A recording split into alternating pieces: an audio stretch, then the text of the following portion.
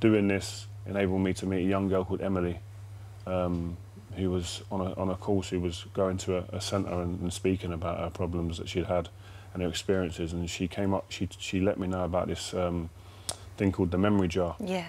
Where you put the memories of your mum in the or whoever's passed away in this jar, and it just keeps the memories going alive. And all the time I was searching for that way to open the conversation with my kids, it was always kind of a bit of a sad moment where the memory jar enabled them to be happy. I mean, what about that time? Write it down, and then they were happy, and so much more. How much do you use it? Most days, really, every other day. That if it's not a memory going in, it's an idea, a memory can go in. And if someone comes in the house, they'll ask, have you got any memories? Do you want to put them in the jars over there? So it's a bit overwhelming for people come in sometimes, but the kids want... They want to do it. It's a way of them expressing themselves. Yeah, exactly. Rebecca, she was very emotional and very open, and always telling the children she loved them, and that was her real thing. Did she discuss with you that life after her, how to talk to the children, how to bring up the children? No, we'd done that anyway before she was ill. But again, through me not wanting to talk, I didn't get that kind of information out of her, and because it was so aggressive, the cancer, when it came back, before we knew it, she was on all the medication, and it's difficult to get any sense sometimes. So I wasn't afforded that time really to kind of say, right, when Tia gets to her teenage years, I'd like her to be like this, or when the boys, they hit certain birthdays, I'd love this to happen. So again, without talking, you miss that.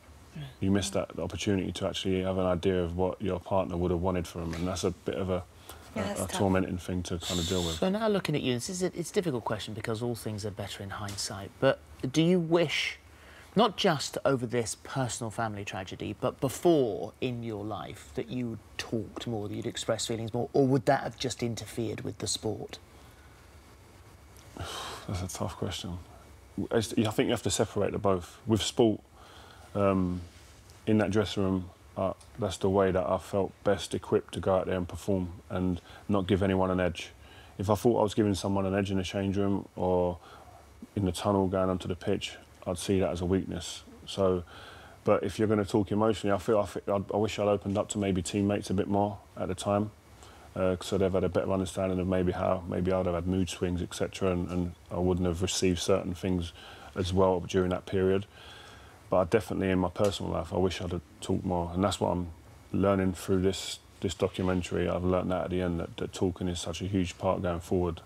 Would you think she'd be surprised to hear you talking like this now? Yeah, she won't. She'll think it's another man. Really, really. Yeah, because my upbringing wasn't about talking like that, and my dad's very much the same, and it was just something that was passed down. And when you're brought up in a certain environment, it's kind of, you've got to try and shake that off. And only through this happening to us that I've actually realised it. Yeah. It's probably the worst way to kind of realise it, but it's been that's one good thing to come out of it, because my kids will benefit. Do you think it's made you a better man, learning all of this communication, these new skills that you've had to learn, a better dad? Yeah, undoubtedly a better dad, because my kids are benefiting. I'm seeing that anyway, day in, day out with my children. I mean, you'd put them in a room of 25 children, you wouldn't notice that they're the ones who's lost their mum. And I think that's testament to them and the network of the people that we've got surrounding us. So I think that, yeah, communicating and talking is so key, and I can't stress that enough. It sounds easy, but far too many people, especially men, have that big macho, listen, I'm not going to open up and talk about my feelings, because you feel weak. And that's how my initial feelings were. I don't want to show no weakness, but it's a sign of strength, I think, to talk, and especially when your kids see you talking, and not only talking, but showing emotion, so they feel comfortable showing emotion in the long run. And so, from those very dark days, very early on, to where you are now, I guess the message to other people going through this, that maybe with a loved one now that's incredibly poorly, facing what is to come, there is light at the end of the tunnel, and you can get your life back on track. Yeah, definitely, and I think there's no given time. I think that I met some widowed fathers during this process of making this documentary, and someone met someone after 2 months, someone met someone earlier, someone met someone in a year, someone's not comfortable. I can't judge people now, that's what I've learned as well. You can't judge people on any part of it. He's not opened up emotionally. Well, there's no given time, really. It's how you feel in that person in them shoes and how they're going to deal with that situation. So I would say judging people is what I've done a lot of before, and I've learned. I'm sure I've learned that you've got to steer clear of that. Still got your wedding ring on. Yep. Yeah. That's a big memory. She'd be very proud of you, I'm sure. Yeah, I think so too. I think so too. Very much so. Well done for doing this. It can't have been easy for you. And send our love to your children, please do. Oh, well, thanks.